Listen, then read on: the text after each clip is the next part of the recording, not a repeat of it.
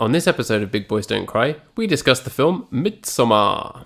You don't have to have seen the film to enjoy the podcast, but if you do proceed and listen without having seen the film, just be aware that we do discuss elements of the plot and they will be spoiled for you. Enjoy. Sometimes I wonder how I'm gonna do, 'cause there ain't no cure for the summertime blues. Oh, There we go. Whoa! Oh, sorry, that was a bit aggressive. That's very aggressive. Or given this week's film, it should probably be. So, Yeah. How are you? Yeah, good. Yeah, as you say, given this week's film, what I probably should have done was employed a group of people to stand around me and sort of imitate my every move, really. Every Every sound I make. to be surrounded by naked people singing as I delicately make love. Yeah, going. Ooh. So this is the beginning of our Halloween month. Halloween month. It's the best month. We watch the spooky films and then we fall in love. Yep, that's how it works. That's what happens. That was like a soap theme tune. Yeah. I don't know where that came from. Like Neighbours. Yeah. Everybody needs spooky neighbours. Yeah, Spooky Neighbours, the longest running Halloween show in history. It's in Australian history. You've still got Harold in it, but he's Harold he'll never Shipman die. instead of normal Harold. He'll outlive us all. Oh, Harold. You got Toady. Who's an actual toad. Toady, yeah. Carl. Jason Donovan. Was Carl the name of someone in Neighbours? I don't know. And yeah, you had Kylie. I never really watched Neighbours. Did you? When I was very young, I remember it being on. But yeah, I have not watched it in a very long time. Do you remember when we were in the first year of university, in the year of our Lord 2006? Everyone was watching fucking Neighbours. I think we've talked about this on the show before. This is what's great about this show, right? Is we're bound to just start repeating the stories. But, you know, if you're one of the people who listens to every episode, then I'm sorry that we've done it before. But maybe you're not. Maybe you're just dipping in because you like Halloween or whatever. You might not have heard it. But yeah, well, there used to be a rush on dinner time in our halls of residence when Neighbours finished because everyone was watching Neighbours in the common room. Yeah, it was really weird, wasn't it? It was people watching Neighbours, and then you had people that stuck around to watch Hollyoaks as well. Oh, God. And it's just, why are you watching these terrible, terrible shows? I don't want to shame people for what they watch, but Hollyoaks is one of the worst things in the world. Yeah. It's absolutely really terrible. bad. You could be watching Emmerdale or Coronation Street. At least Coronation Street had a serial killer. Yeah. that's how you rate soaps. Has it at one time or another featured a serial killer? How many serial killers are in your soap opera? I mean, there might have been a serial killer in Hollyoaks by now, but I seem to remember it just being a bunch of sad young people being sad. And sad young people drama. being sad and texting each other. The anti-Skins. Yeah. I never liked Skins either. No, I didn't like Skins. Skins was... It just tried way too hard. It was so edgy. It was your edgy teenage friend as Skins, wasn't it? Yeah. Thought he was really cool, your friend. He's got terrible hat sense. Skins was the friend of yours that wore an awful hat and would do mescaline and then wouldn't shut up about doing mescaline. Yep. Or maybe he thought he'd got some cocaine, but it was actually just like some sugar and washing powder that a guy had got together. Yeah. But speaking of terrible human beings, we watched Donald Trump, a very terrible human being. We watched Midsommar, a film full of terrible human beings. And this is your first film that you've seen directed by Ari Aster, isn't it? So he's also the brains behind Hereditary, which I've not seen, but I think I remember you talking about on the show and saying it was good. Is that correct?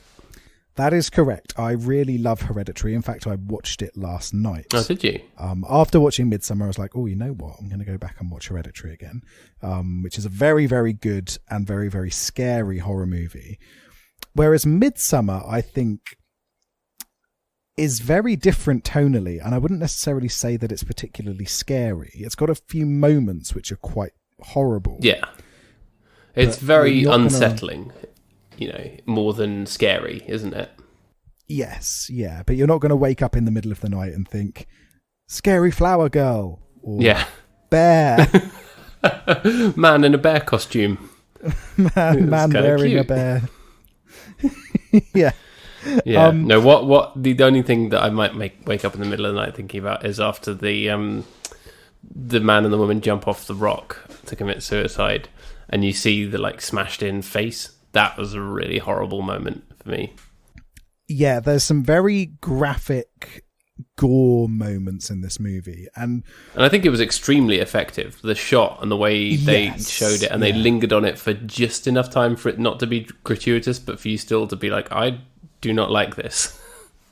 Yeah, and that's exactly how I feel, is that this is not a gratuitous movie, and I think Hereditary toes the line just about the same as well, whereas there's some very shocking, horrible moments in Hereditary, but it never oversteps into Hostel territory, or what's that other shitty, violent horror movie that came out? Take your pick. Cabin Fever is another one, which is particularly gruesome. I've not heard of that.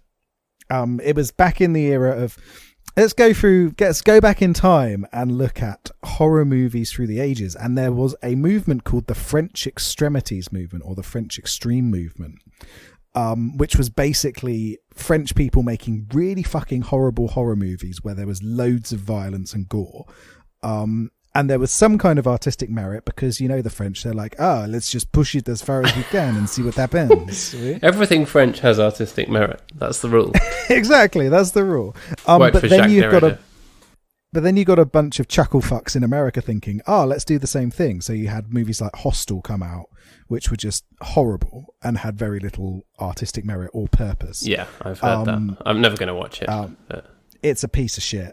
I don't mind a gory horror movie. I find it intriguing if there's a point behind it, but there's no point behind Hostel. I don't object to gore or being scared on principle. I really enjoy horror movies, but I want them to unsettle me, Yes. Rather than just to be a gore fest. And, doing it for, as you say, extremity's sake is my least favourite thing in cinema. As you know, I have no time for people who are deliberately extreme, like Lars von Trier. He can fuck off. Good old Lars. Our favourite guy. Whereas I think Midsommar... then maybe we should do his Nymphomaniac series for this show. We could do Nymphomaniac. We could hate on it. I don't know. It's got Shia LaBeouf in it. Talk about. Oh, there we go. Have you seen that meme of Shia LaBeouf smoking weed in his car, and it's like, which Shia LaBeouf are you? No, I have not. I'll send it to you. It's very good. I look forward to it. But yeah, so Midsommar, for people who have not seen it, it is about a bunch of Americans who travel to Sweden to take part in this very strange festival. There's a Swedish guy who goes to this university, and he's invited all of these people Pele to come and Pele Almqvist from the Hives. If only. I'd love it if the Hives turned up. See that bear man walk. Hate to say I told you so, alright. And now your friends are all dead. Spoiler alert, everybody dies. But yeah, so he invites a bunch of people back to take part in his definitely not Wicker Man-esque horrible Midsummer festival. I mean, let's just get it out the way. This is this generation's The Wicker Man, right? Yes, yeah. And what's interesting is that the movie doesn't really do anything to try and hide the fact that terrible things are going to happen, and there's so many story beats where you can see, oh yeah, this is a folk horror movie about a weird cult that lives in an idyllic location. It never really tries to hide the fact or cover up what's going to happen to them, which I think is very interesting. And in fact, I don't know if you noticed, but there's that mural that it shows at the beginning of the movie that just outlines the entire plot of the film. Yeah. Which I'd forgotten that.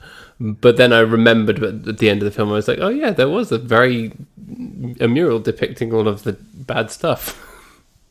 Yeah, which I think is great, that it lays it out there right in the open. It's like, this is what's going to happen. And then that's what happens. But rather than it really being about the plot, and the reason why I really wanted to talk about this on the podcast is that this is a movie about a failed relationship and a gaslighting boyfriend, basically. Yeah, who is the worst. And he is the worst. He is absolutely awful. It's funny because I like Jack Rayner as an actor, and I think he does a really good job in this movie as being a proper piece of shit. But because he's such an effective piece of shit, you kind of think, oh, you're a fucking arsehole. So now whenever I see him, I'm like, you're that dick from Midsommar, aren't you? Whereas he's done some really good stuff. So he's in the really good Macbeth adaptation that came out a few years back. He's in Free Fire as well, which is a very good sort of vaguely comedic crime movie directed by Ben Wheatley. So he's got a lot of I don't think talent, I've seen and I think he does a really good job here as awful. Well, he is in one of the Transformers movies, if you really want to watch a bad film. Oh, sure. Yeah, why not? If I'm going to watch a Transformers movie, I want Shia LaBeouf to be in it. Why not? Oh, yeah, that's true. He doesn't do them anymore, does he? That's no, he's too good for them. But yeah, so he plays this But yeah, so Jack Rayner plays this very, very awful boyfriend who he's going to dump his girlfriend, but then something very tragic happens. And should we talk about that now? The sort of premise of, or kind of the kernel of the story? It's the beginning of the film, isn't it? Yeah. Yeah. So it's not really a spoiler, but basically Florence Pugh is our lead character, and we love Florence Pugh on this podcast. She's wonderful, and I think she does a sterling job in this film. But her sister in this movie has bipolar and murders her parents and murders herself. This with fire rubbed me up the wrong way. Really, really, I hate it because it is everything that a movie shouldn't do in terms of depictions of mental health issues and mental illness, whereas the whole unnecessary story, which we've talked about on this show before, haven't we? Yes, yeah. It's the unnecessary story element of someone with a mental illness is murderous, and it doesn't add anything to this movie whatsoever, including that.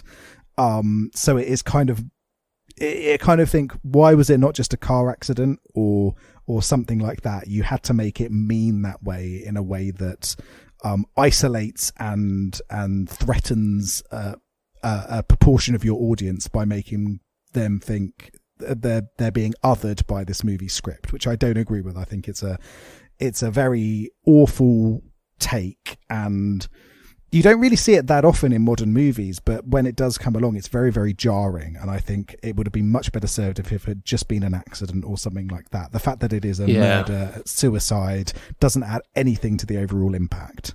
It's a bit lazy, isn't it, really?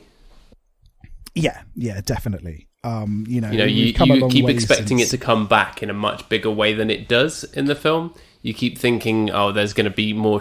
And there are bits where she sort of flashes back to it, but actually, really, it doesn't come up that much for the rest of the film. Once they get to, it spends like half an hour of them in the US, all kind of going through the bits of their relationship and their friends and his lad buddies and all that kind of stuff. It spends like half an hour on that stuff, and then as soon as you get to Sweden, none of that stuff really matters. Yeah, it does it. It's interesting because it sets up the framework of the friendship group, and it sets up her place mentally as well, and that's what the initial start of the movie's about. But I think you could have done it in a much cleaner way with the family. And in fact, thinking about it, what would have been very interesting from an imagery and thematic perspective is if they'd been killed in a house fire. Then you've got the destruction of her family by fire at the beginning of the movie, but then the re-emergence of a new family through fire at the end of the film. And I think that would have been a really good bookend from a thematic and imagery perspective. And it made me think, why the fuck did you not do that? That would have been really powerful. But no, you just have to throw in some ableism. Just throw us a cheeky bit of ableism. Yeah, I didn't agree with that at all. But I still really enjoyed the film overall. Like it didn't spoil it for me. Yeah, same here. And I think the first time I watched it, I was quite annoyed at it, and then that took away from the enjoyment. But I've rewatched this movie 3 or 4 times now. Oh yeah. And I like it probably just as much as Hereditary by this point. Oh, good. And I think each time I watch it, I enjoy it a little bit more, and I find it more interesting. And I find it more funny. This is a very funny film, and it's intentionally funny. Yeah. And also, it's funny because you feel like it shouldn't be funny as well. Like, farting in church or something. You compare it to The Wicker Man, a very, very serious movie. And there is a dark comedy to this, which I think a lot of people weren't expecting. Yeah. But I think it works incredibly well, where there is this genuine humour behind it, even in its most horrible scenes, which we'll talk about a little bit later. I want to talk about all of the awful things that happen to the people in this movie and why they deserve Why them. else would we watch horror films if not to just like sort of pour over all the nasty bits? Exactly. We're not here to talk about the romance, although the romance part of it is what makes the film, because it's about the disintegration of their relationship. Yeah, and I think they do a really, really good job with that, in that you slowly recognise how awful he is as a boyfriend as things go on. So to begin with, he's thinking of breaking up with her, and you can hear that he's exasperated on the phone to her when she's having a crisis with her sister and says, "Oh, I think something's up." That then goes on to... And he's with his lad buddies. Let's not forget Will Poulter, my main guy. Will Poulter, the worst man in this film. Love that guy. But I love his character in this. He's really good. And yeah, I like Will Poulter. I think he's very good. I don't know if have you seen Bandersnatch? The Choose Your Own Adventure. Choose Your Own Adventure Black Mirror thingy. Is he in that? Yeah, I think he's in that, isn't he? Yeah, I think he's one of the leads in it. But yeah, I've not done it because I don't want to choose things when I'm watching. Yeah. Watching a movie, I want it to tell me a story. It's what they call a gamesman's holiday, isn't it? Because you're a video game guy, you don't want the element of choice in anything else in your life. Yeah, exactly. If it's basically, for me, Bandersnatch is just a really shit video game. Yeah. So I keep meaning to do it, but I'm like, I just want to sit down and just enjoy it. I don't want to have to make choices. I'm sure that it doesn't matter in the end. I'm sure that whatever you choose, it all ends up in the same point. Yeah. But even so, I'm just like, I really can't be bothered. But yeah, so Will Poulter's in that. He's very good. And he's very, very good in Midsommar as the worst of the friends, the most hostile to Florence Pugh's Danny, and one of the worst and most tone-deaf and culturally insensitive human beings in this film. Yeah.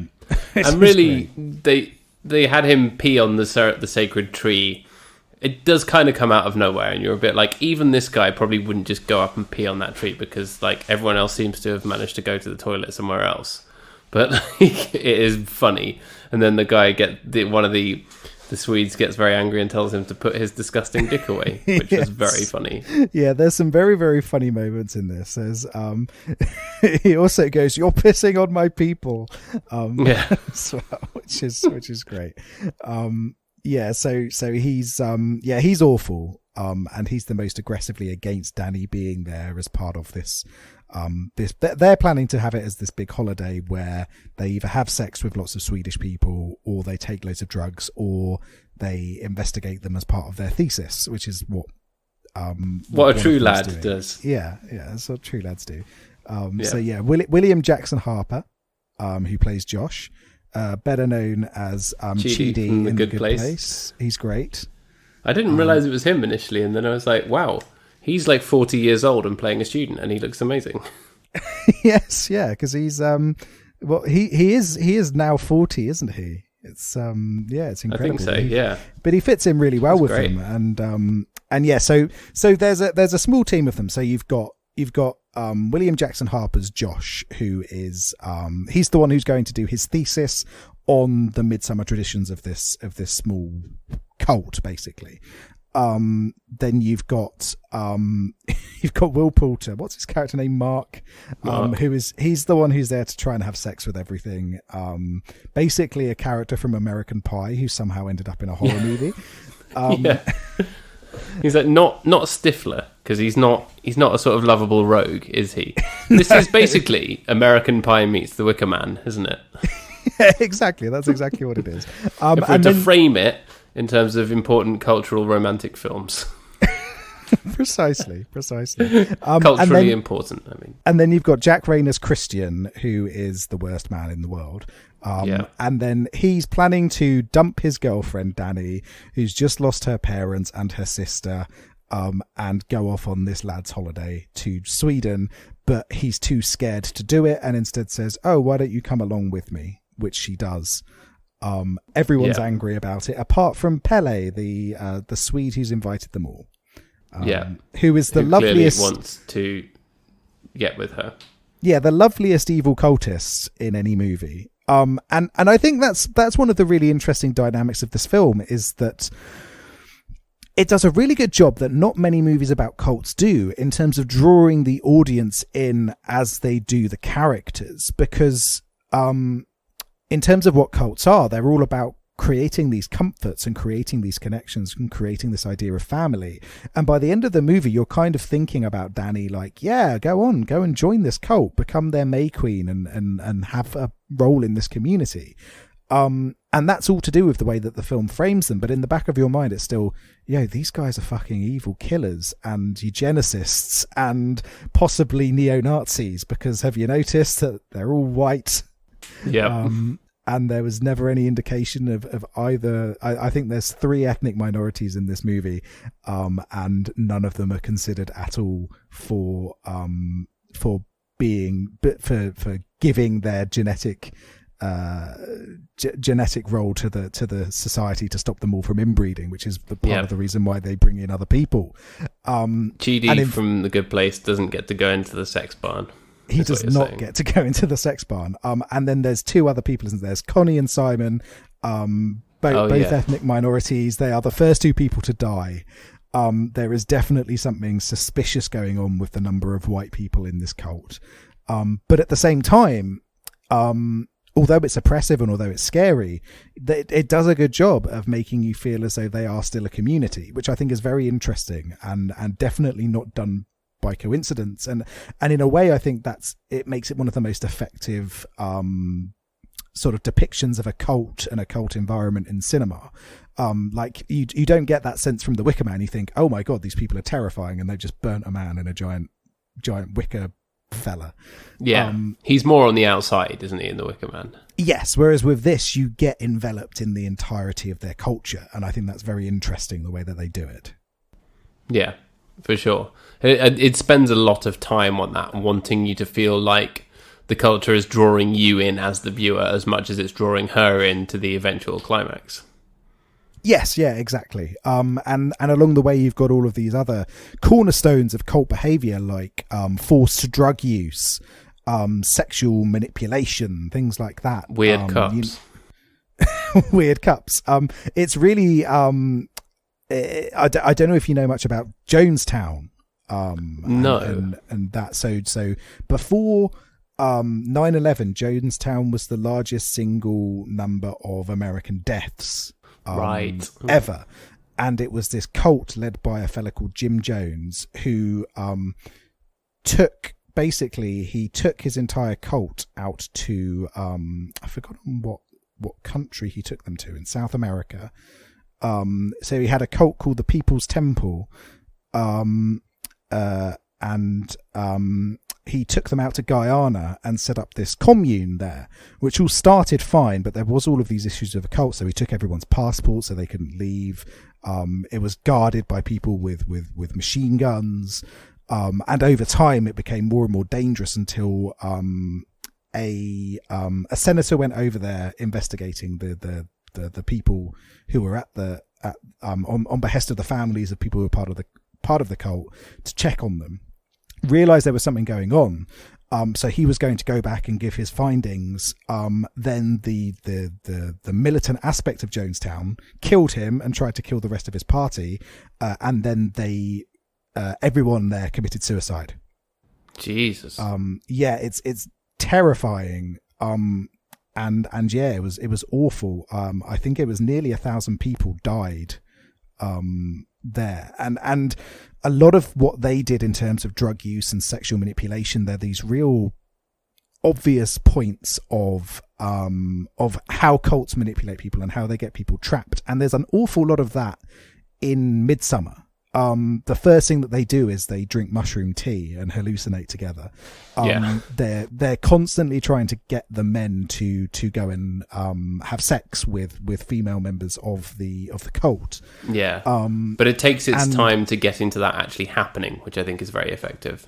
Yes, yeah. And so it's really interesting the way that they clearly built in an awful lot of cult behaviors into this, but at the same time still cast it as, oh, these people are dicks and they're getting murdered by a cult, but it's kind of fine because they're awful. Yeah.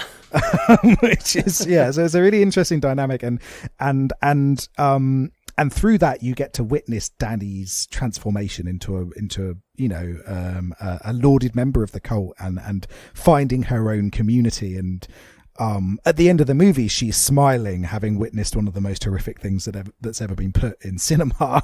Yeah. And you think it's kind of that toss-up of, she's found family again, but she's been taken in by a terrifying, horrible cult. And so you're left with this very disturbing image as this uplifting music swells and your main character appears happy for possibly the first time in the entire film. It's very, very disconcerting. And really well done. But you don't mind it because her boyfriend deserved it. He deserved to get cucked in a bear costume. And even though he's the one who has sex with someone else, I feel like he still got cucked. Yeah, he definitely got cult cucked. Yeah. This is the worst kind of being cucked. But yeah, might I point out, it's not just a bear costume. They kill a bear. It's an actual bear. It's like a bantha. Yeah, they kill a bear, take out its organs, and then sew him into a bear. It is really horrible, but slightly funny at the same time. And I guess that's kind of the overall message of this movie is it is really horrible, but slightly funny at the same time. Yeah, it's not necessarily like goofy funny, is it? It's just like because it's more weird funny, isn't it? Yeah. There's almost elements of kind of that indie mumblecore scene. So when they walk past and go, so we're just going to ignore the bear then? And then so the guy goes, oh, it's a bear. That kind of thing. Is there's that weird kind of offbeat humour. So it's somewhere between mumblecore and almost Wes Anderson-esque at times. Yeah. The stylization, really, I think, is something that Wes Anderson would appreciate. He's probably watching this going, God, I fucking love a triangular house. Hell yeah. And it did make me reiterate, I would really love to see Wes Anderson make a horror movie, because I imagine it would be something a little bit like this. Yes, I genuinely would. I think he'd be great at that. And I genuinely think he would be a wonderful choice for a horror movie. The weird dog puppet one, Isle of Dogs? Yes, Isle of Dogs. That looks like some eldritch horror. That's probably nasty enough. It really does, doesn't it? I've not seen it. I've not seen it. I love his work, but the puppets in that look really strange. Yeah. I think the effect of that on me is similar to something like The Lion King on you, which we still need to talk about, by the way. But we do. Yeah. We do. The photorealistic animation of lions talking and singing is not good. No. But yeah, I guess it's bits like in the Grand Budapest Hotel, you've got those bits with Willem Dafoe when he murders people, and it's horrifying but also really fun. And that's what I want out of a Wes Anderson horror movie, is just that. I think would be really good. So Wes, if you're listening, and you probably are, because I know you're a big fan, he listens every make week. A horror movie, dude. Yeah. Yeah, he listens every week. Make a horror movie, guys. It would be great. Do it. But Bill yeah, Murray so horrible can still things. be in it. Yeah, get him in. It'd be great. But yeah, horrible things do happen in Midsommar. So Will Poulter someone says, "Come with me," and he goes, "Okay, I think I'm going to have sex now." So off he trots. Yeah, even though he does look a bit nervous about it, doesn't he? He does look a bit nervous about it. You do not see him again until you see just his face, which is being worn by somebody else. Yeah. And it's all slack and weird. Things. You know what it looks like? It looks like the Tortilla Man from Slipknot. It really does look like the Tortilla Man from Slipknot, doesn't it? That's very astute. Yeah, so he gets skinned, and there is a little bit of foreshadowing for that because all of the kids at the cult, they're playing a game called Skin the Fool. And I don't know if you caught that when they first arrive, they ask what the kids are doing and say, "Oh, they're playing Skin the Fool," and then later on they skin the fool. Oh, I did not notice that. And then right at the end, his skin is there with like a jester's cap on top. Yeah. So yeah, it's all ties together quite neatly. Unfortunately, our boy Chidi gets bonked over the head. And he is no longer there. Yeah, his death wasn't nasty enough, really, was it? Yeah, it was shocking. It was quite brutal, but it wasn't being skinned or having your organs displayed outside of your body or being paralyzed, stitched into a bear and set on fire, which is what happens to Christian. So Christian does not have a good time at the Midsommar Festival, it's fair to say. So he turns up. He is a gaslighting piece of shit to his girlfriend. He forgets her birthday and then gives her a piece of cake. He forgets how long they've been together. Yep. He gives her like a dry piece of cake. Which is actually the perfect way to get across what a bastard he is. It's like one slice of dry ass looking, not even lemon drizzle cake. It looks like a bit of stale panettone, doesn't it? That's what it looks like. Yeah. It's not even like a nice Swedish cake. No. He then tries to steal his best friend's thesis idea, which I think, you are a PhD man, I imagine if someone tried to do that to you, you would not be particularly happy. No, definitely. I would be furious. He then eats a lot of pubic hair in things like pies. Reminiscent, of course, of She's All That. Yeah, a nice three road between. Well, I think that was one of Ari Aster's favourite films. Direct inspiration. One of the many correlations between Midsommar and She's All That. Yeah, Skin the Fool is not dissimilar to Hacky Sack, right? Exactly. He then gets drugged, and then raped, I suppose is the best way to put it. Where he's sort of taken into this room. Has sex with a woman under the influence of drugs, whilst all of the other, like, sort of matronly women of the cult stand around singing at them. Yeah, and mimicking their sounds, which is a recurring trope.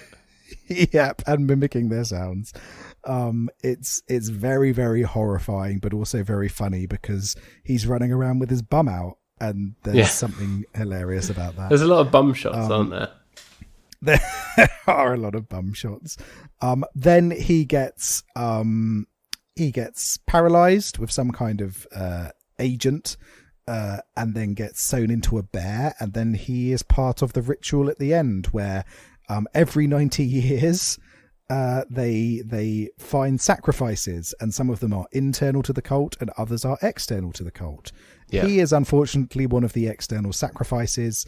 And they put him in a barn and set them on fire in a very, very beautiful but awful scene. It's gorgeous. I think that's the real takeaway from this movie is Hereditary is a really powerfully shot film, and it's very pretty and very beautiful. But at Midsommar really takes it to another level. This is one of the most gorgeously shot films I think I've ever seen. Yeah, it looks beautiful. And that's something that definitely really carries it as well. It's perfectly stylized, and you believe it all, even though it looks really dreamlike, actually, in a way, doesn't it? It still seems totally real as well. Yeah, I think that's the perfect thing. Is it was all shot in Hungary, I believe. Yes. It does have this idyllic sort of setting to it, and it's really beautiful and picturesque.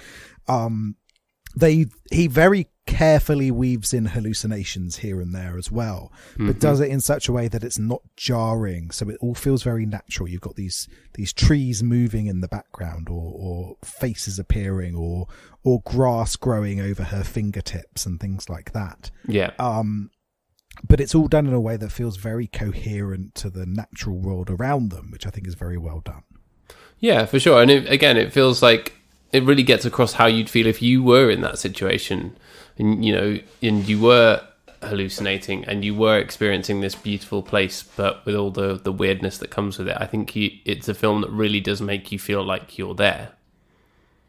And part of that is to do with the cinematography as well, the shots, the dialogue, the way it frames people's faces, I think was really good as well. It's little things like that.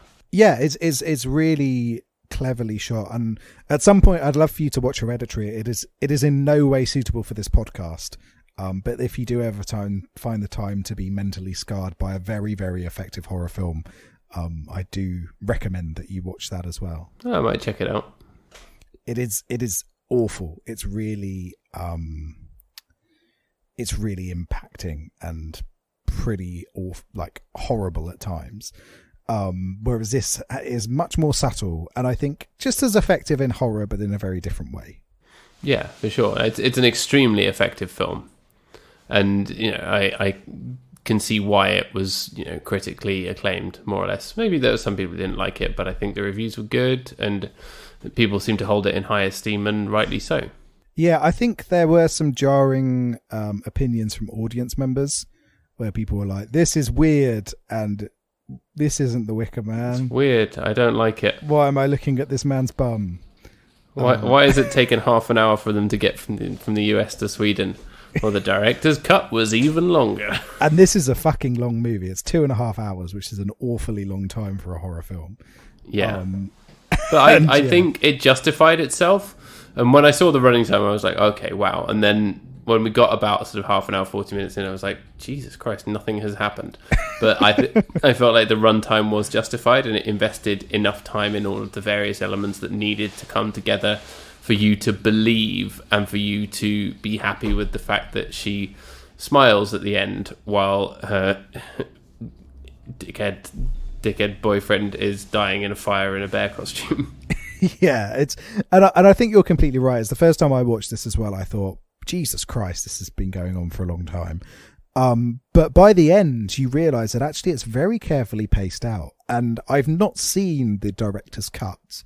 I'm very intrigued to see what that extra half hour adds to the film, and whether that really makes it over long. Because I think this cut feels pretty perfect in terms of length. When you reach the end of the movie, I think it makes sense, doesn't it? That it needed to be this long. 100%. It feels like a worthy investment of your time, and that's not generally the case with films over 2 hours, is it? No, a lot of the time, especially horror films. I think where often it ends up that you've had 90 minutes of maybe an okay story, and then half an hour of gratuitous bullshit. Yeah, and that's the thing, is often the most effective horror movies are around 90 minutes in length. And as they get longer, often they do feel a bit bloated and they lose their scares. But because this... bloated like a man inside a bear. Bloated like a man cooking inside a bear. The worst kind of turducken. Yeah, they're probably going to eat him afterwards. Yeah, but you have to eat the house as well. You got to eat the house, and then you eat the fool, and then you eat the bear man. But yeah, a lot of the time, overly long horror movies lose their scares. But I suppose part of the reason why Midsommar works is that it's not a traditional horror movie, and there is that thematic element behind it, which makes it more than just a horror film. And I don't say that lightly. I love horror movies, and I think they are a way to explore issues that very few movies can. But some horror movies are just there to scare people and not really do much else.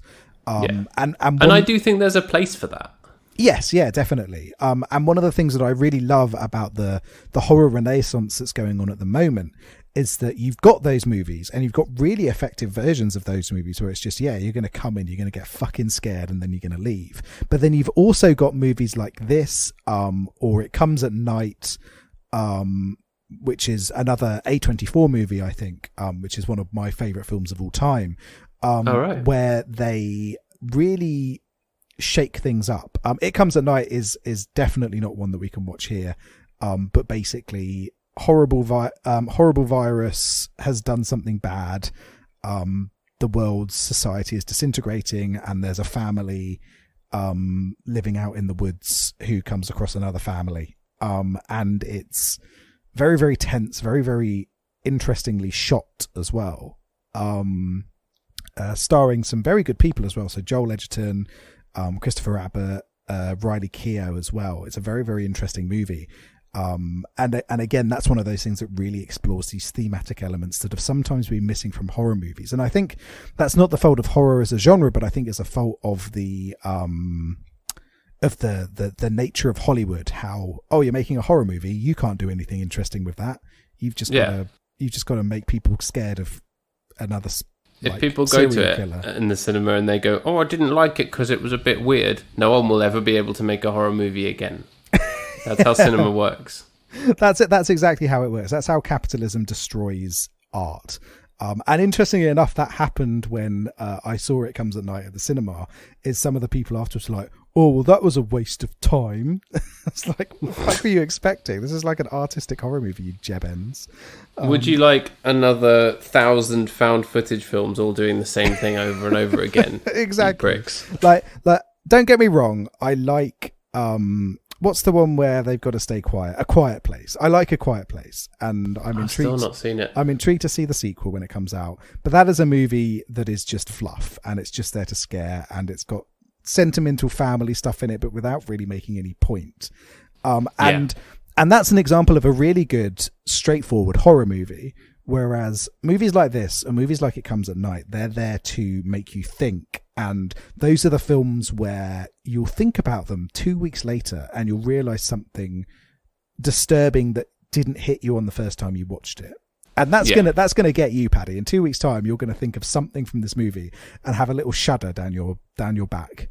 And it was good to hear from you that you've now seen it 3 or 4 times and that it was still good each time, and there were things that you noticed about it each time as well, which I think also is comparatively rare for a horror film. Yes, yeah, exactly.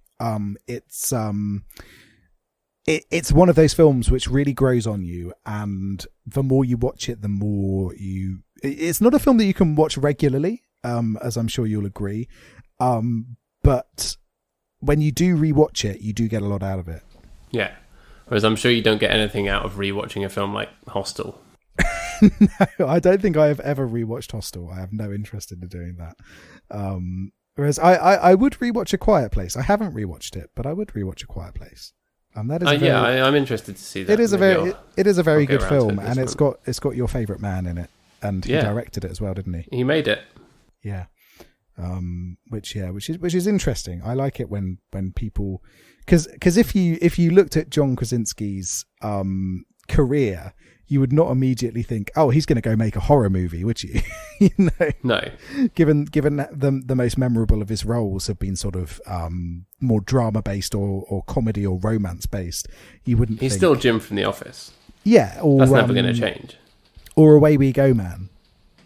Yeah. I love that film. That film has a special place in my heart. Yes, it's a wonderful, wonderful movie. But yeah, you wouldn't immediately think he's going to go make a horror movie about terrifying monsters, No.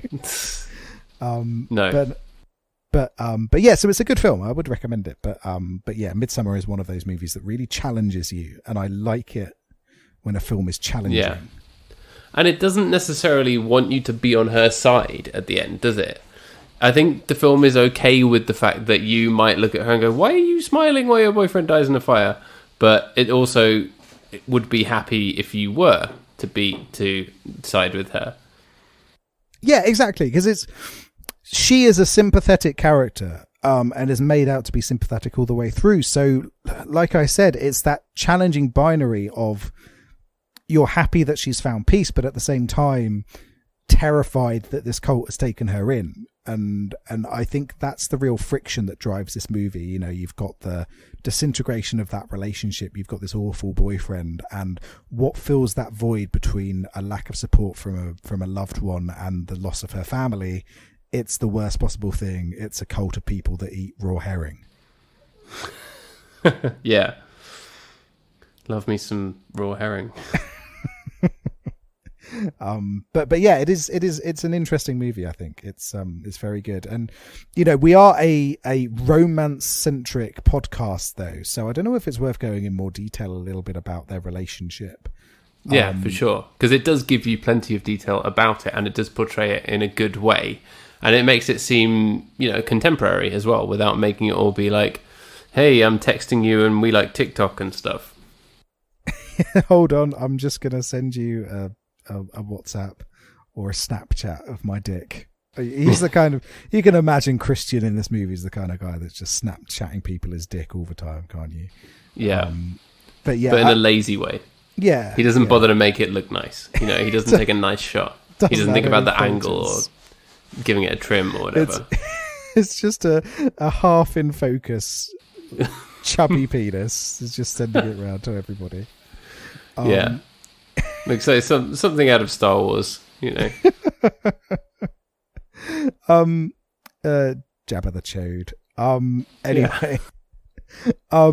But yeah, I think their relationship is one of the most interesting parts of this movie, and it's really strong the way that it's portrayed, where he is a disinterested boyfriend and he makes no and the movie doesn't try and hide that fact. And what's interesting is the way that he still pretends to be a good boyfriend and still clearly thinks that what he's doing is being a good boyfriend, when in fact what he's doing is, you know, isolating and emotionally manipulating his girlfriend. It's the bits where she apologizes for his bad actions towards her multiple times throughout the movie. And I know that we don't like a passive protagonist in this podcast, and one of the most interesting things about this movie is that she is quite passive, but it works incredibly well in the framing of this film, because what it's trying to talk about is that kind of passivity and that kind of manipulation and that kind of oppression within a relationship, I suppose.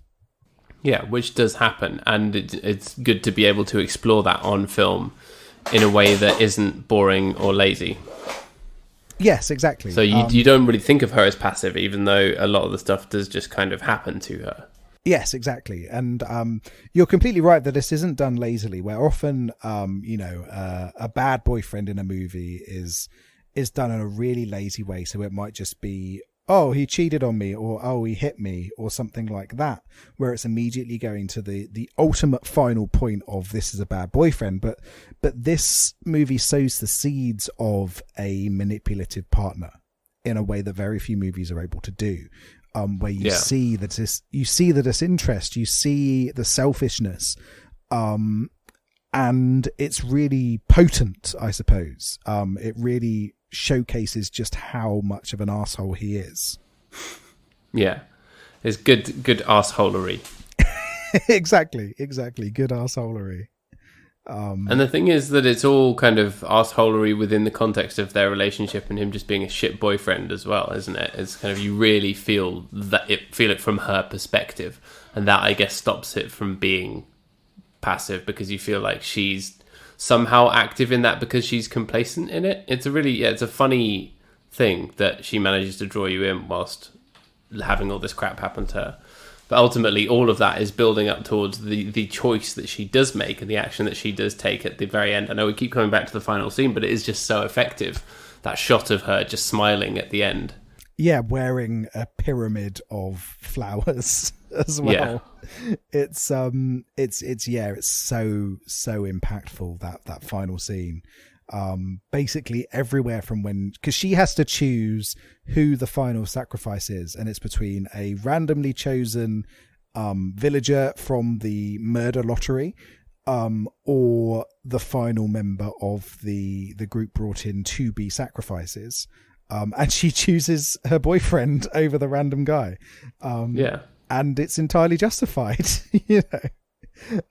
Because the last time she saw him, he was shagging someone else while all the other women were around him singing and showing their bums. Yes, Yes, yeah, and yeah, so it's really interesting the way that they did that, where that's the kind of final rejection of what was left of her life before this trip. And from now on, she's their May Queen. She's going to remain there, and she's found this place with them.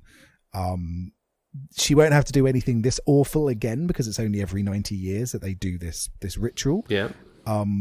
But it's still sort of like, bloody hell, this is really terrifying and horrible. Yeah. There's a really great shot where she's talking to Pele about how shit Christian is, and he goes, "Does he feel like home to you?" And then it just cuts to the mangled faces of the man and woman who've jumped off the cliff when they're on the stretchers. Yeah. And again, that's kind of showing that dichotomy almost, isn't it? Of, yeah, this is your home until you turn 72, and then you've got to jump off a cliff. And if that doesn't kill you, we're going to smash your head in with a giant hammer. Yeah. It's really, again, showing the hypocrisy of this so-called peaceful home, where it is always a stone's throw away from absolute violence. Yeah. But it only happens at kind of key strategic points. The absolute violence. In this film, it knows when to use it and when to keep it under wraps. Yeah, exactly. It's and for the most part, it's a very peaceful movie in terms of the amount of violence on screen. It really uses it, like you said, at these perfect moments for short amount of time, and then it moves on.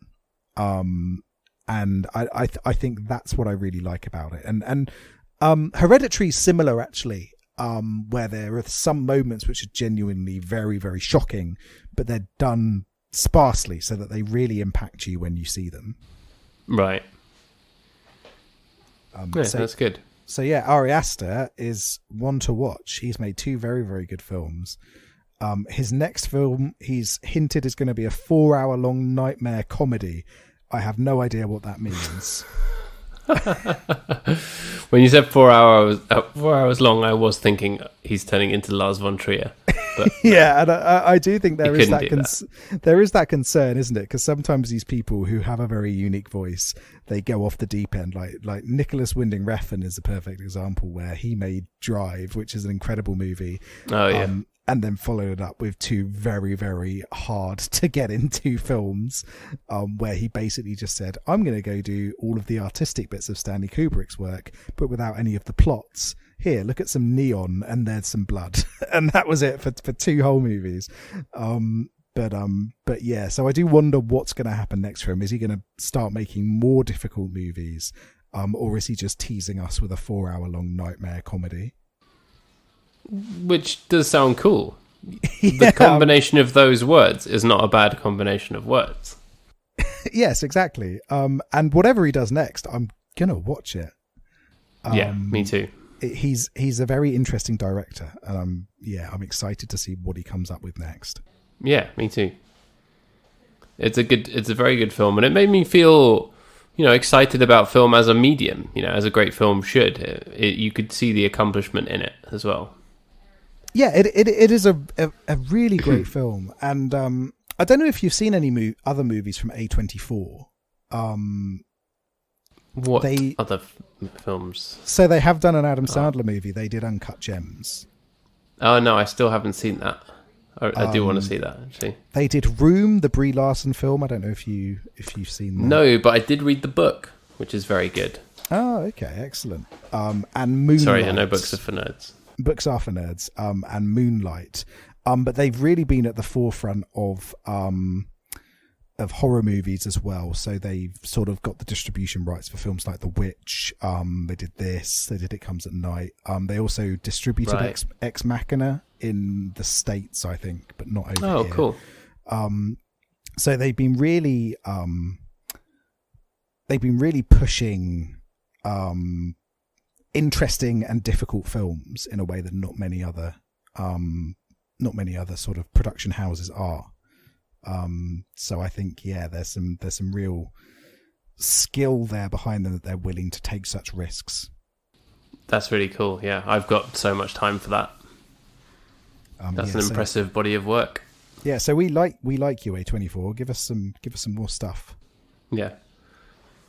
Keep up the good work. Yes, exactly. So have you got anything else you want to say about Midsommar? No, I don't think so. It's a very, very good film that is, really, really worth your time. Not your average horror film. I think obviously if you're squeamish and don't like horror films in general, it's probably not for you. But if you enjoy horror films, then yeah, absolutely, you should see this if you haven't seen it already. It's very good. Yes, yeah, and I really agree with that. This is not a film for everyone, but if you are inclined towards horror movies or artistic cinema, this is a real gem to watch. And just to reiterate, a really great performance from Florence Pugh as well. She's, 100%. People talk about she's her like a as real being- up and coming star. Like, she's Oscar worthy now, and she's 24 or something. She's got so many decades of incredible performances ahead of her. Yes, yeah, because I'd say that her performance in this is Oscar worthy. It's incredible how much impact she has. And yeah, she's only going to get better and better and better from here. So yeah, definitely one to watch if you've not watched anything with her in so far. Which is, I'd be surprised because she's turned up on this podcast a few times already, hasn't she? Yeah. She keeps coming back.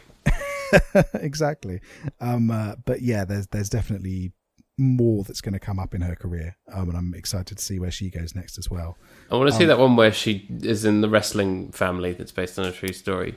Oh yes, yeah. Fighting with my family. I've heard that's really good. That looks great. Yeah, and some really, really brilliant people in it as well, isn't there? Yeah. So that's great. So a little bit of trivia for you. So I think I mentioned that this is primarily shot in Hungary, not in Sweden. Swedish press were not scared by this movie. They thought it was an excellent black comedy, which I agree with. I think it's not. It is comedic. There's lots of comedic elements to it, and they're clearly intentional. So yeah, I think do bear that in mind. Apart from that, there is only one American actor in this film. So William Jackson Harper is American, but Jack Rayner Christian is Irish. Florence Pugh is obviously English, and Will Poulter is English as well. Yes, that's right. And it was good that it was a co-production with with Sweden as well. It felt like they had a lot of good Swedish input to get it to where it needed to be. Yes, yeah, exactly, and it's a lot of the supporting cast are Swedish. Which that side of it felt very authentic, which often people don't bother to do they? No, exactly. When making Americans making films, I mean. Although apparently a lot of their dress is actually Hungarian in nature, as opposed to Swedish, but I don't mind that. It still works. But ultimately, it is fiction. Yes, exactly. There is not really a secret death cult in the middle of Sweden. Burning. Well, maybe there is. Bears. Oh yeah, maybe there is. We don't know that, do we? And finally, the film was not released during Midsommar in Sweden, but a few weeks afterwards. And here's a really good one actually. Ariana Grande is a fan of the film, calling it one of her favourite films of 2019. Good. I'm very glad she enjoyed it. She even threw a Midsommar themed party for herself on her 27th birthday. So Ariana, why didn't you let us know? You could have been a guest on this podcast episode. Yeah, we know you're a big fan. But yeah, so that's it for Midsommar. How are we going to rate this?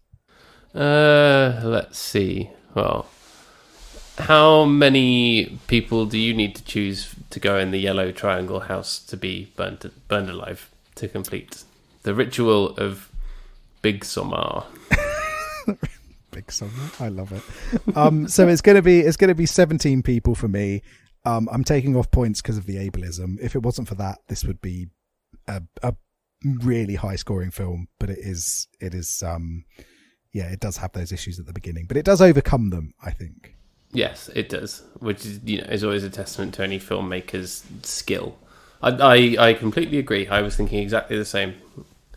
We need to have a film that's going to divide us. I've been agreeing with you a lot about the scores recently.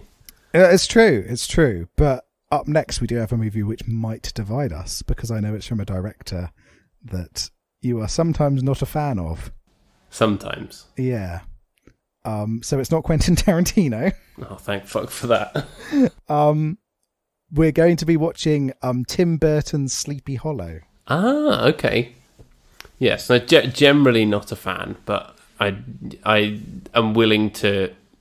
I'm willing to approach his work with more of an open mind than with some of the other directors I don't like. So, yeah, that's excellent. Fair. Cool. Well, yes, that's what we've got up next. I hope you're excited. Good choice. About. Very good choice. Yeah, I've got some good ones. We're ending with two shit pieces. Good. That's the perfect balance, I think. Yeah, exactly. What is Halloween if not shit pieces? Yeah. A shit piece pumpkin festival. Exactly. Anyway, right, that's it from me, I think. Yes, very, very good. So thanks a lot for tuning in. We really, really appreciate it. Hope you enjoyed Midsommar, which is a very, very good film. And I hope you're down with Halloween month and all the great romantic horror films we're going to watch. And great does include the shit pieces. You listeners get down. Come on, get down with Halloween month. That really doesn't scan. And it does not. But yeah, thanks a lot for tuning in. We really, really do appreciate it. And we're always happy that you come on this journey with us. We've covered some great films in our previous Halloween months, actually. So if you're in the mood for more, why not go back and check out last year and the year before? And we talked about films such as Only Lovers Left Alive and It Follows and Tucker and Dale versus Evil. Oh my God, yes, Tucker and Dale versus Evil. Yeah, I think there's genuinely some quite interesting stuff in our Halloween back catalogue as well as our back catalogue in general. So check that out if you're hungry for more. Yeah, go and I love horror movies, as has probably been established by now. Yeah, we've covered some good ones here. So yeah, do go and listen back to those episodes. Yeah. And there's a link in our show notes to where you can give us money if you like what we do. You can also find us on Twitter at BigBoysDon'tPod, or you can email us bigboysdon'tcrypodcast@gmail.com. Love to hear from you. But the most important thing this month to say is keep it spooky. Keep it spooky. Ooh. Bye-bye. Bye-bye. Ghost. Ghost. I had to get that one in there. Of course. Sometimes I wonder how I'm gonna do, 'cause there ain't no cure for the summertime blues.